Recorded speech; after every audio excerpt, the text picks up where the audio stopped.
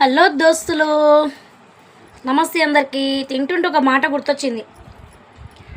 ఎంతసేపు వాడు బాగుపడ్డాడు, వీడు బొందల పడ్డాడు, వీడు బుక్కల పడ్డాడు అంటారు కదా. ఎంత సంపాదించినా తిండి కోసమే కదా.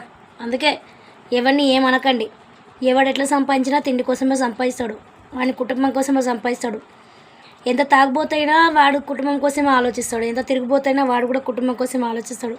కానీ కొంతమంది ఉంటారు అన్నీ సరిగ్గా ఉన్నా కానీ తినలేని పరిస్థితి, నోసుకోలేని పరిస్థితి. అది ఎవడంటే మందిని ముంచేటోడే.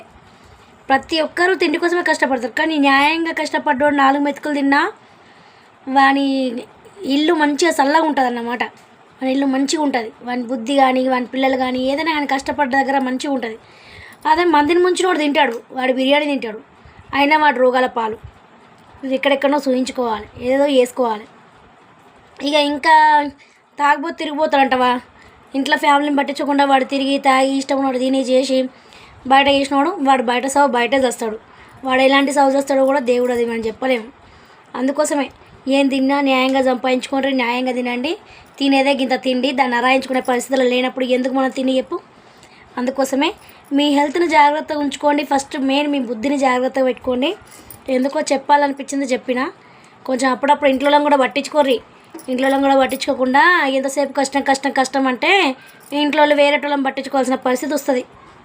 అలాంటి పరిస్థితి కూడా తెచ్చుకోకండి, ఓకేనా.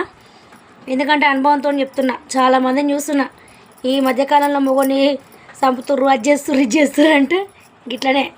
ఇంట్లో పట్టించుకోవాలి, బయట పట్టించుకోవాలి, తిండి పట్టించుకోవాలి, పైసా పట్టించుకోవాలి, ఇంట్లో పెళ్ళం పురాలను కూడా పట్టించుకోవాలి. అప్పుడే ఏ నొల్లులు రావు.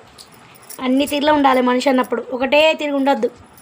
ఎంతసేపు కష్టంలో పడుతున్నా కదా మీకోసమే అంటే ఆ కష్టానికి తగ్గ ఫలితం లేకుండా పోతుంది. కష్టపడు, ఆయన వాళ్ళని మంచిగా కూడా చూసుకున్నప్పుడు నీ ఇల్లు మంచిగా ఉంటుంది, నీ చుట్టుపక్కల వాళ్ళు మంచిగా ఉంటారు, నీ ఫ్యామిలీ కూడా మంచిగా ఉంటుంది, నీ ఆరోగ్యం కూడా బాగుంటుంది, నీ బుద్ధి కూడా మంచిగా ఉంటుంది. ఇవన్నీ లేని రోజు నువ్వు ఎంత సంపాదించినా బొందలో పోసుకున్నట్టే. అర్థమవుతుందా? నువ్వు ఎంత సంపాదించినా బొందలో పోసుకున్నట్టే. వెనకట్టే ఏదో సామెత ఉన్నది చూడు, నిన్న కూడా ఒక సామెత చెప్పిన. నువ్వు ఎంత సంపాదించినా బూడిదలో పోసిన ఉచ్చ అంటారు కదా, అట్లుంటుంది అన్నమాట కథ. అందుకే సంపాదించు, కానీ అది మంచి దారిలో పెట్టు. పైసలు మంచిగా తిను, మంచిగా ఉండు, హ్యాపీగా ఉండు, ఓకేనా. ఎందుకో చెప్పాలనిపించింది. పెద్ద పెద్ద మాటలు మాట్లాడితే ఏమనుకోకండి. ఉన్నదే చెప్తున్నా, లోకం మీద జరిగేదే చెప్తున్నా. లోకం అంటేనే గిట్లున్నది, తప్పుగా అయితే ఎవరు అనుకోకర్రి. ఎందుకంటే ప్రతి ఒక్కరి లైఫ్లో అట్లనే ఉన్నాయి. కొంతమంది అయినా మారుతారనే ఉద్దేశంతో ఈ వీడియో చెప్పిన. ప్లీజ్ అట్లాంటి అన్నాలు ఉంటే జర మారిపోర్రి. మన ఛానల్ కొత్తగా చూస్తే ఛానల్ సబ్ చేసుకోండి, సపోర్ట్ చేయండి, లైక్ చేయండి, షేర్ చేయండి, కామెంట్ చేయండి. బాయ్ ఉంటా. మరి ఇంకో వీడియోతో మళ్ళీ కలుద్దాం.